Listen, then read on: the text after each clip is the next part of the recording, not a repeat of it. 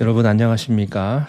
오늘은 사사기의 말씀을 함께 나누겠습니다. 사사기 9장 1절로 6절까지 말씀입니다. 여룻바알의 아들 아비멜렉이 세겜에 가서 그의 어머니의 형제에게 이르러 그들과 그의 외조부의 집에 온 가족에게 말하여 이르되 청하노니 너희는 세겜의 모든 사람들의 귀에 말하라. 여룻바알의 아들 70명이 다 너희를 다스림과 한 사람이 너희를 다스림이 어느 것이 너희에게 나으냐? 또 나는 너희와 고륙임을 기억하라 하니 그의 어머니 형제들이 그를 위하여 그 모든 말을 세겜의 모든 사람들의 귀에 말하며 그들의 마음이 아비멜렉에게로 기울어서 이르기를 그는 우리 형제라 하고 바알브리 신전에서 은 70개를 내어 그에게 주매 아비멜렉이 그것으로 방탕하고 경박한 사람들을 사서 자기를 따르게 하고 오브라에 있는 그의 아버지의 집으로 가서 여룻바알의 아들 곧 자기 형제 70명을 한 바위 위에서 죽였으되 다만 여룻바알의 막내 아들 요담은 스스로 숨었으므로 남으니라. 세겜의 모든 사람과 밀로 모든 족속이 모여서 세겜에 있는 상수리 나무 기둥 곁에서 아비멜렉을 왕으로 삼으니라. 아멘.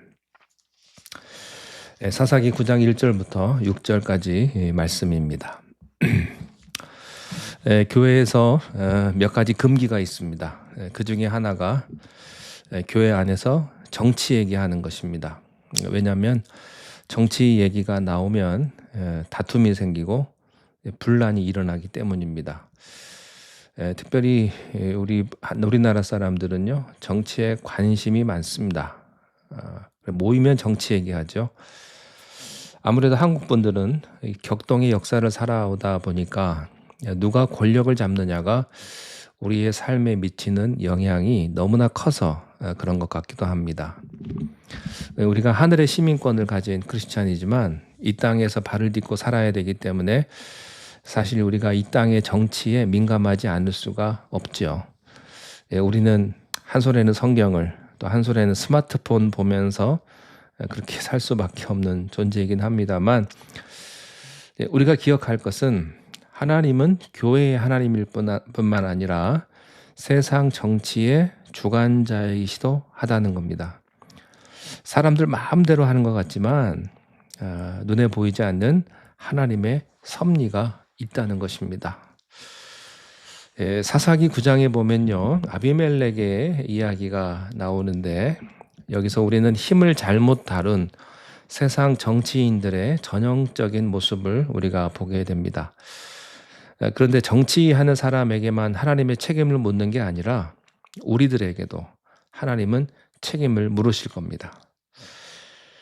지금까지 우리는 이 말씀을 통해서 미디안을 물리치고 나라를 구한 기드온에게 모든 이스라엘 백성들이 가서 왕이 되어달라고 요구한 것을 우리가 보았습니다. 기드온이 지혜롭게 그 요청을 거절했죠. 그런데 뒤로는 어떻게 했습니까? 그들로부터 많은 금을 챙기고 또 수많은 아내를 두었어요. 그러니까 왕이 누리는 특권을 다 누린 겁니다. 이런 기드온의 이중적인 행태에다가 또 황금 에봇을 만들어서 제사장의 에봇을 만들어서 자기 고향 오브라에 걸어두었습니다. 그래서 하나님은요 한 군데 실로에서만 예배드리라고 하셨는데 그 말을 어기고 이스라엘의 예배 장소를 흐트러 버렸습니다. 그렇기 때문에 백성들이 영적으로 타락하기 시작을 했고요. 기드온이 죽자마자 이스라엘이 하나님을 버리고 우상 숭배의 길로 빠져 들어가게 됩니다. 하지만 이것은 이스라엘의 미래에 닥칠 진짜 비극의 서막에 불과했습니다. 재앙의 시작은요, 기드온이 세겜 땅에서 얻은 그 첩에게서 낳은 아들 아비멜렉이었습니다. 오늘 이 본문의 말씀을 보니까 이 첩이요, 세겜에서 이 아비멜렉의 어미가 이 첩이 기드온의 여종이었던 것을 알 수가 있습니다. 1절 2절 말씀해 보니까 여룻바알의 아들 아비멜렉이 세겜에 가서 그의 어머니의 형제에게 이르러 그들과 그의 외조부의 집에 온 가족에게 말하 이르되 청하노니 너희는 세겜의 모든 사람들의 귀에 말하라. 여룻바알의 아들 70명이 다 너희를 다스림과 한 사람이 너희를 다스림이 어느 것이 너희에게 나으냐? 또 나는 너희와 고르김을 기억하라 하니. 이 말에서 기드온이 죽은 뒤에 아직도 이스라엘 사람들 안에는 그래도 우리에게는 왕이 필요하지 않을까? 그러면 왕을 뽑는다면 기드온의 아들 중에서 하나를 뽑는 게 좋지 않을까? 라는 생각이 있었다는 것을 알 수가 있습니다. 아비멜렉이 그 민심을 잃고 선수를 치고 나온 거죠. 아비멜렉이 말했습니다. 자, 생각을 해봐라.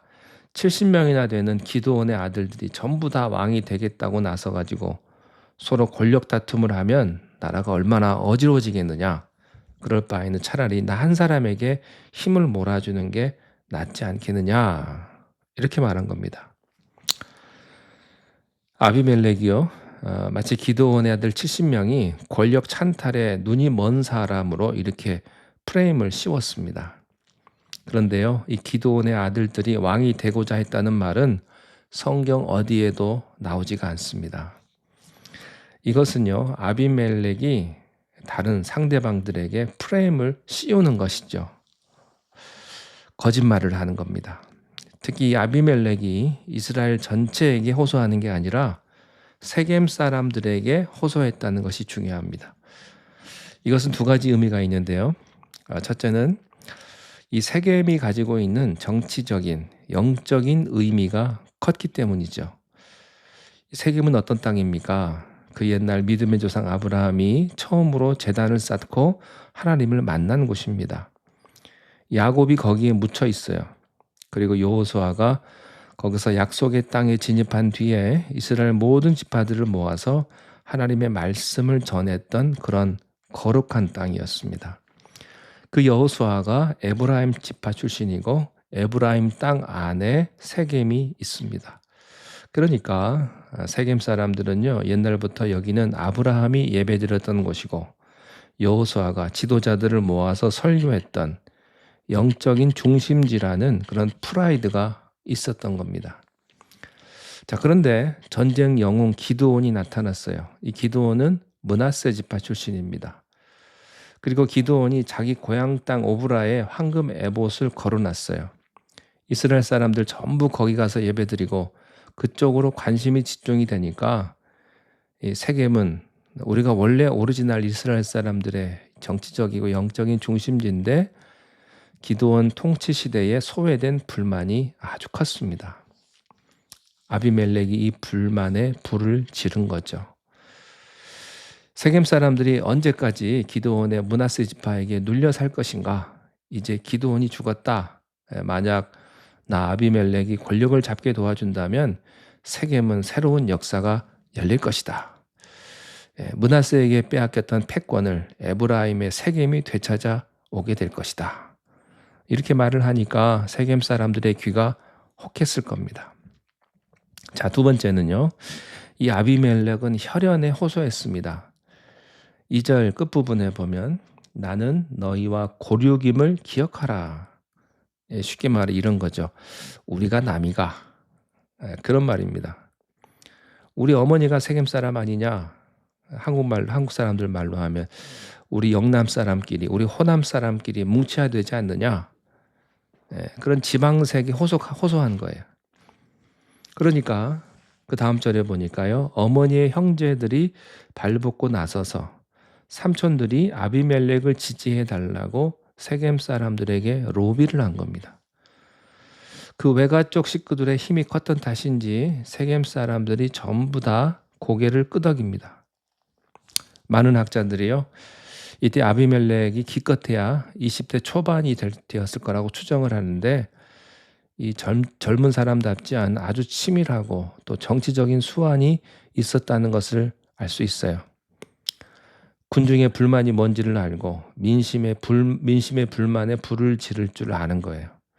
목적을 위해서 수단 방법을 가리지 않겠다는 이런 집요한 무서운 권력욕이 이 젊은 아비멜렉에게 있었던 것입니다. 그러니까 정상적인 조건으로는 절대 왕이 될 수 없는데 이런 집요함으로 인해서 그는 권력의 중심에 서게 됩니다. 세상적으로만 보면 대단한 그렇게 인물이라고 뛰어난 인물이라고 볼 수도 있죠. 그러나 하나님은요, 그런 삐뚤어진 권력력을 가지고 힘을 잡는 세상적인 정치를 좋아하지 않으십니다. 왜냐하면 이런 식의 못된 욕망은 사람들로 하여금 무리수를 두게 하고 죄를 짓게 하고 남의 피를 흘리게 해서 자기와 다른 사람들까지 파멸로 몰고 가기 때문입니다. 자, 세겜 사람들은요, 일단 권력을 잡기 위해서 뭐가 필요했을까요? 돈이 필요했습니다. 정치 자금이 필요한 거죠. 옛날이나 지금이나 똑같습니다. 그래서 4절에 보면 바알브리 신전에서 은 70개를 꺼내서 아비멜렉에게 정치 자금으로 줍니다. 이 바알브리 신전은요, 바알을 예배하는 곳이에요. 거기에 그만큼 돈이 많았다는 겁니다. 이상하게 이단들이 돈이 많더라고요. 돈을 이렇게 착취를 하는지 통일교나 신천지들 돈이 참 많습니다.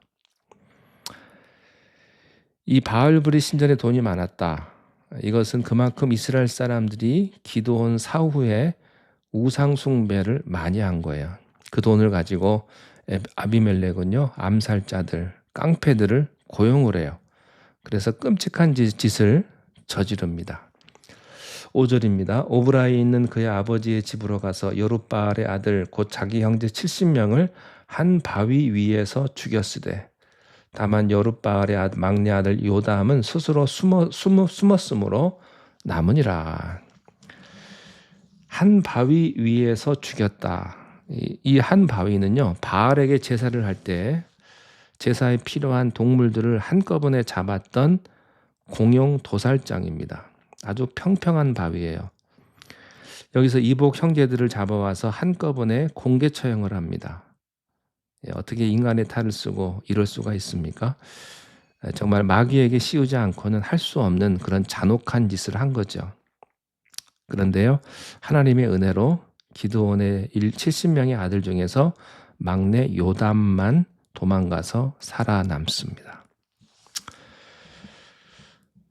그런 무자비한 학살을 저지르자마자 아비멜렉은 세겜으로 귀환을 하고 그런 살인마를 세겜 사람들은요, 왕으로 추대해 버린 거예요.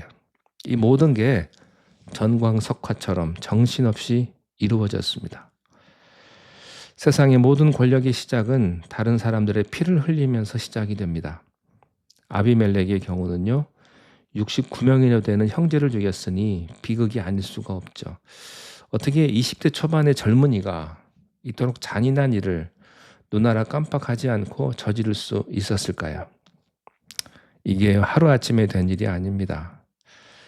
어떤 사람이 한순간에 저지른 악행을 보면 그렇게 되기까지, 그 사람이 이렇게 되기까지 어릴 때부터 정말 많은 상처받은 그런 성장사가 있었을 거라는 추측을 할 수가 있어요. 비극의 시작은 기드온이 정실 아내를 두고 자신의 여종이었던 사람을 세겜에서 첩으로 두었다는 사실입니다. 첩의 소생으로 태어난 아비멜렉은요, 정실 소생인 다른 이복 형제들에 비해서 열등감이 많았을 거예요. 출생지도 다른 형제들은 므낫세 지파의 땅에서 태어났지만 이 아비멜렉만은 에브라임 지파의 땅 세겜에서 태어났거든요. 그래서 다른 형제들로부터 너는 우리 아버지의 자식이 아니야 라는 그런 차벽을 많이 받았던 것 같습니다. 게다가 이 아비멜렉의 어미는요, 보통 사람이 아니에요. 한때 기드온의 요종이었다가 사랑을 받아서 첩이 되었고 자식까지 낳았는데 그 자식을 낳자마자 이름을 어떻게 짓습니까? 너의 아버지는 왕이다. 그런 뜻으로 그 이름을 지었어요. 그 말은요, 너는 왕의 씨앗이다. 네가 진짜 기드온의 후계자가 될 거다. 이런 무서운 한을 어린 아들에게 심어둔 게 분명합니다. 그 고려 시대에 그 밀란을 일으켰던 노비 만적이 왕후 장상의 씨가 따로 있느냐 그러면서 소리 질렀던 것과 비슷한데요. 이 아비멜렉의 어미가 바로 그런 경우겠죠. 너는 첩의 아들로 태어나서 첩을 받지만 너는 네가 기드온의 뒤를 이어야 된다. 그러면서 뭐 어미의 한을 풀어다오. 그렇게 증오심을 부추겼겠죠. 그러니까 상처와 증오심에다가 또 제대로 된 신앙교육의 부재로 인해서 이 아비멜렉은 병든 인격을 가진 채 성장했음이 분명합니다. 그러니까 때가 되니까 권력을 잡기 위해서 형제를 죽이는 그런 괴물이 탄생한 겁니다. 형제를 죽인 살인자 아비멜렉에게서 오래전 아벨을 죽인 형제 아벨을 죽인 가인의 모습을 봅니다. 아벨이요, 잘못해서 카인이 칼을 든 게 아니에요. 자기의 제사를 하나님이 받지 않으니까 하나님과의 부서진 관계의 그 화풀이를 형제한테 해버린 거예요. 지금도 그렇습니다. 아비멜렉은 형제를 죽이기 전에 하나님과 원수된 사람이에요. 예배가 무너지니까 이웃을 사랑할 수가 없습니다. 세상 권력자들은요, 그래서 공격적이에요. 사이 좋은 사람 아무도 없어요. 동기가 악하면 방법도 악하기 마련입니다. 여러분, 우리는요, 동기가 좋아야 합니다. 무슨 일을 하든 결과만 좋으면 된다. 이게 세상 사람들의 마인드 아닙니까? 돈만 많이 벌면 된다. 성공만 하면 된다. 그렇습니까? 그렇지 않아요. 성공 못하면 어떻습니까? 돈 많이 못 벌면 어떻습니까? 중요한 것은 과정입니다. 그 과정 가운데서 내가 선한 일을 했는지, 그 과정 가운데서 내가 순수하게 했는지, 그런 마음이 중요하지 않겠습니까? 선한 마음으로 하나님 앞에서 순수하고 정직하게 행한 자에게 세상의 축복이 아닌 하나님의 축복을 여러분들에게 허락해 주실 것입니다. 비록 우리 눈에 보이지 않고 손에 잡히지 않는다 할지라도 하나님께서는 그 사람의 그 모든 과정을 감찰하시는 하나님이시며 그와 함께 하시며 그를 축복하시는 하나님인 줄로 믿습니다. 여러분, 선한 결과보다 선한 과정을 만드십시오. 선한 말을 하십시오. 그리고 하나님 앞에 기도할 수 있기를 바랍니다. 기도하겠습니다. 하나님 아버지, 우리가 세상 한가운데 살아가지만 세상의 방법대로 성공만을 위하고 돈만을 위한 사람이 아니게 하시고, 때로는 우리가 손해볼지라도 어려움을 겪을지라도 하나님을 섬기는 마음으로 이 세상 가운데서 정의를 선택하게 하시고 하나님 기뻐하시는 방법을 선택하는 우리가 되게 인도하여 주시옵소서. 예수님 이름으로 기도하옵나이다. 아멘.